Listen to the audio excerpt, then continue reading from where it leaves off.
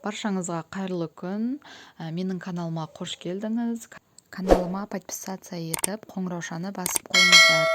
Бүгін бізде Пиндоштан келген заттарыма распаковка.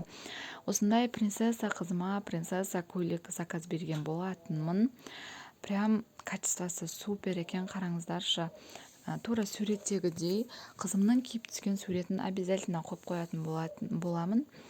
Қараңызшы, жылтырап, прям күшті болып тұр. Мына ішіне көрейікші астарларын. Астары деген прям күшті. Қараңызшы. Өте әдемі. Материал тоже хлопок екен. Терлетпейді.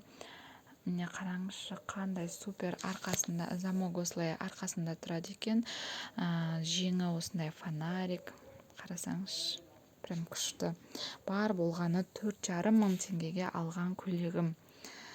Ал енді бізде келесі носки, осындай күшті носкиге заказ берген болатынмын. 100% хлопок.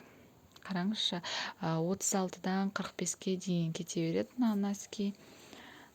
Міне сапасы тура видеода көрініп тұр деп ойлаймын. Бар болғаны бұл носкиді 500 теңгеге алғанмын. Келесі бізде осындай трико. Ашып көрейік. Бұның да сапасы күшті болу керек. Бұл триконы бар жоғы 2,5 мың теңгеге алғанмын. Мә, қыздар, қараңыздар, качество деген вообще күшті. Мынаны қараңызшы, ішінде трехнитка деген прям күшті материал. Резинкасы да прям күшті. Бұндай триколарды бізде 10 мыңнан кем тұрмайтын шығар. Қарасаңызшы, қандай әдемі. Осындай качествода прям күшті, прям вау дейтіндей качество екен. Енді качествосы күшті. Мына не істемейді деп ойлаймын. Созылып кететін материал емес, вообще күшті. Материалы тема деп айтуға болады. Мына арқасы, мынау алды. Менен осындай распаковка күтіңіздер.